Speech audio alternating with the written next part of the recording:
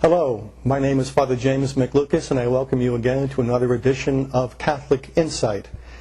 We have today a very special guest, Father Chad Ripperger, who is a priest of the Fraternity of St. Peter. Father teaches philosophy, dogmatic theology, and moral theology at the Fraternity Seminary in Denton, Nebraska, Our Lady of Guadalupe Seminary.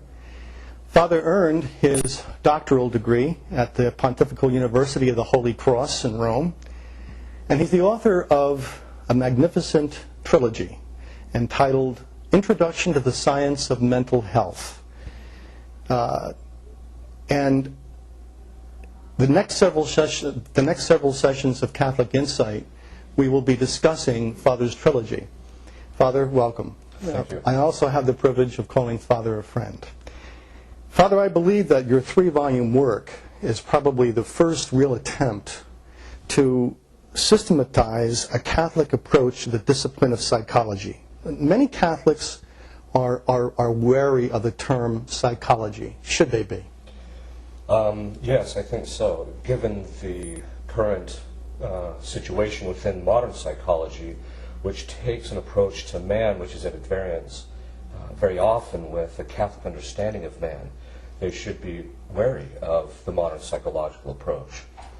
Was it always that way? Did psychology start out that way, as being at variance with, let's say, the Catholic understanding of man? Not historically. Historically, it actually began with an Aristotelian, there were a few Thomists, but it was an Aristotelian approach to psychology. And then very quickly, very early on, the modern psychologists derailed that with an understanding of man which is not incongruity with the Catholic understanding of man. And when you say the Aristotelian foundation, and just talk a little bit about why that would be important in a natural sense. Well, Aristotle had an understanding that human beings were composed of body and soul, and that there were certain faculties which man had, which were not purely physical, that there were some that were immaterial. And so the understanding of how those faculties that are immaterial function means that you have to take a different approach than the modern approach, which looks at psychology, or looks at man, I should say, as purely a physical thing, much like an animal, an advanced animal, so you have to treat him a little bit differently. But you can use the same techniques on man that you could use on an animal, whereas an Aristotelian or a Thomistic approach looks at it from the point of view of man is not merely an animal, but he has faculties which are immaterial, and therefore they have to be discussed, addressed with a different methodology that is used in an empirical method, which is used in modern psychology. And yet you say that that's where psychology as a discipline started, and yet it went off track. Yes. Why do you think that, in other words, why did not that Aristotelian basis for the discipline of psychology, why didn't it perdure?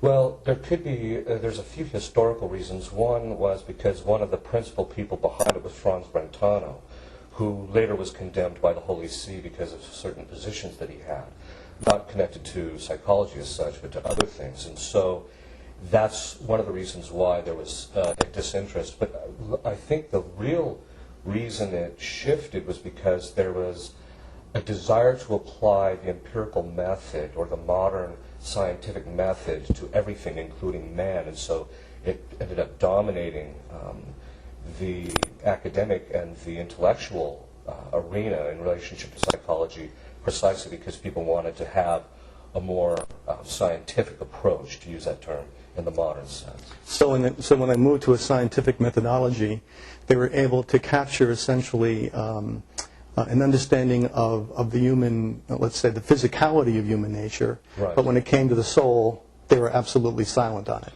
silent, or they just rejected it, or they would change it, such as in the case of Jung. He would change what the soul meant away from the traditional understanding of the soul being the substantial form of the body, which was what the Council of Vienna defined in the Church. So that's one of the reasons why there is a variance between Catholic psychology, or Catholic theology very often, and psychology, because they have two different points of departure regarding how they understand man. You have a very interesting quotation in your book. You make it clear that psychology took a wrong road when, and I quote, "the psychological community went in another direction by embracing an anthropology that viewed human nature in a much different way than how the Catholic Church has viewed it for 2,000 years. Right. What does anthropology really have to do with psych? First of all, what is anthropology, and what does it have to do with psychology? Well, usually when people hear the word anthropology, they understand by it the modern approach to anthropology, which is somebody going and looking at bones in some excavation. But anthropology comes from two Greek terms, which literally means the study of man. And so in studying man, in anthropology, you have to understand what man actually is if you're going to understand him or study him adequately. And that's where the real problem lies, is that they don't understand that man has an immaterial component, which is his soul, and certain faculties which operate independently of the body, such as certain aspects of the intellect and the will. We have a free will, which means its operations don't occur in matter. And so it doesn't occur actually in the body. Even though we see the effects in the body, the actual operations or acts which we make, the volitional acts, occur independently of the body.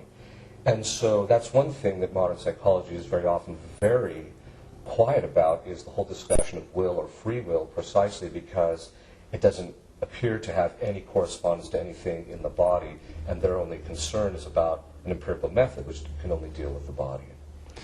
And so therefore, in a nutshell, what is the fundamental difference between Thomistic psychology, which is what these 3 volumes cover, Thomistic psychology, and a modern approach to psychology? The principal difference is anthropology. We recognize in a Thomistic approach that man is a composite of body and soul, and there are some faculties in him which are also a composite of a material element and an immaterial element, and then also those which operate just strictly independently of the body. Whereas the modern approach looks at man purely as a physical thing, and therefore looks at him basically like an advanced animal or something of this sort. So the approach deals very differently based upon how they understand man to be composed. And so, is that why you say that modern psychology is not a valid science? Yes. If by science we mean an organized body of knowledge of things through their causes, that's the way it's normally defined. That means that if you're going to study the thing, you actually have to study it as to its actual nature. The problem that's occurred in modern psychology is that it's approaching man from a point of view that's not in congruity with the way man is. In other words, man is not merely an animal. He is something more than that. He's something that has reason. He's spiritual in the sense that he has a soul.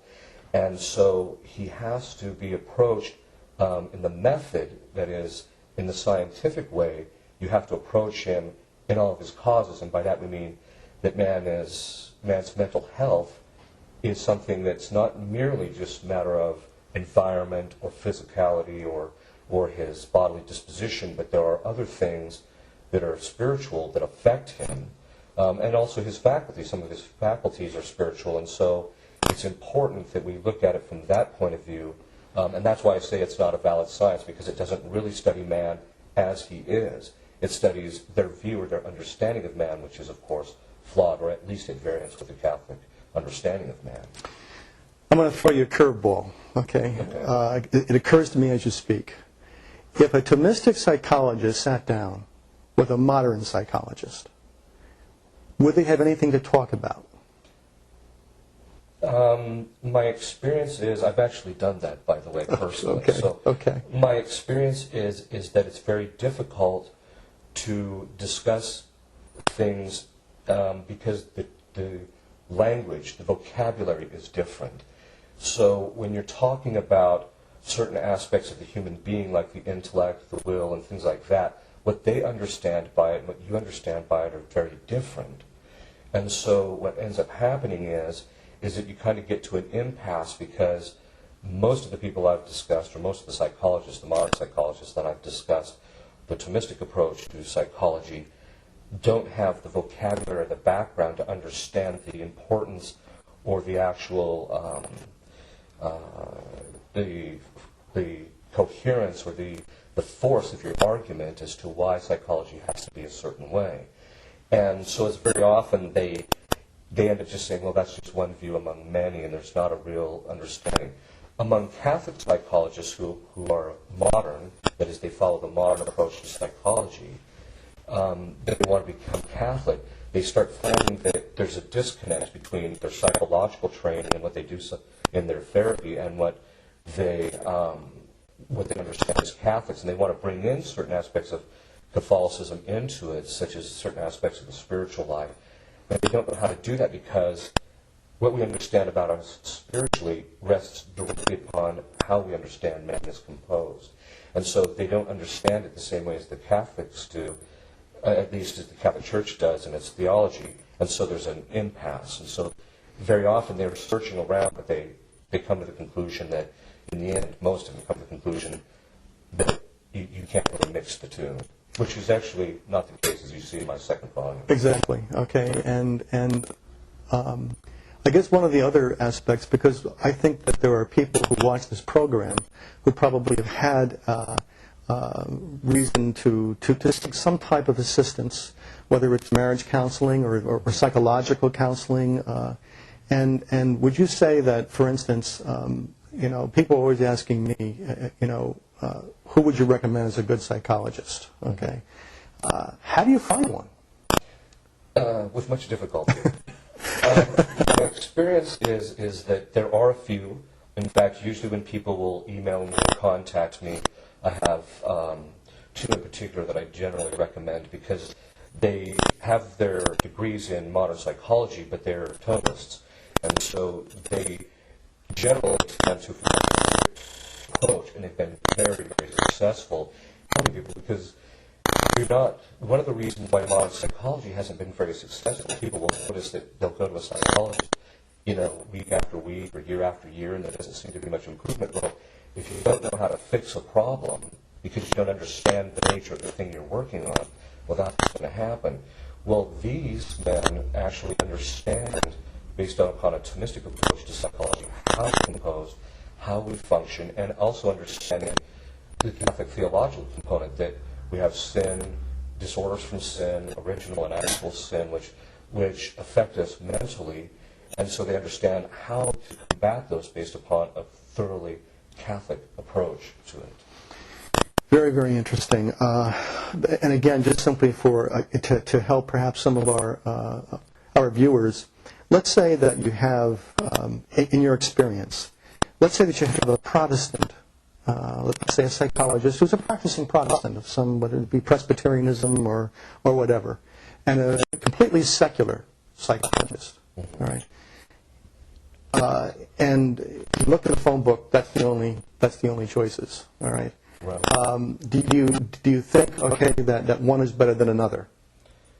In other words, with the Protestant who has basically a deficient understanding, okay, of Thomistic philosophy, very often, matter of fact, has no understanding of it, and the foundational aspect of how your whole series of books maintains that to understand human psychology and to get it right, you must understand, okay, St. Thomas, at least, okay, how he communicates his the way God made us. Right. Okay. Exactly. And therefore, I guess that I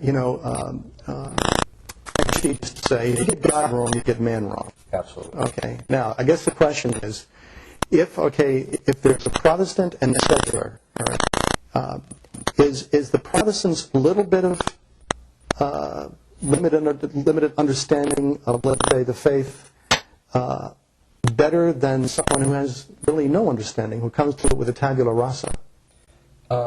It depends on the particular psychologist. Okay. Because sometimes a secular psychologist will have gone through his whole modern psychological training and realized it doesn't work. So he just puts it aside, and then he just operates like a normal human being and just says, okay, what's your problem? Let's try and figure it out. Those are the ones that tend to be much more successful than the guys who stick to their training or the Protestants who stick to a Protestant mind. Some of the Protestants have been trying to, they understand that God can affect us, spiritual things can affect us, so they've tried to introduce it, but of course their understanding of these things is flawed. Okay, all right. Which in the end leads to a misunderstanding of man, and so their success rate is not as good as even, say, a secular psychologist who just operates according to common sense. Interesting. I had a hunch that might be part of the answer. Father, I think that's about all we have time for this edition. We are going to come back to you because Father has much more to say about his work on the introduction to the science of mental health. I'd like to point out that we here at Keep the Faith don't have a supply of Father's books, at least not yet. But if you wish to order his books, they are available online, and this is the way you do it. There's no easy way of doing this, as we discussed. All right. If you go to Google, everybody who's online knows what Google is. Google Father's name, Father Chad Ripperger, and put it in quotation marks, and then hit search. You'll find Father's homepage there, and there you'll be able to see his series on the introduction to the science of mental health is available through his website. Again, I'd like to thank you for joining us here at Catholic Insight, and we look forward to seeing you again next week. God bless. Lord,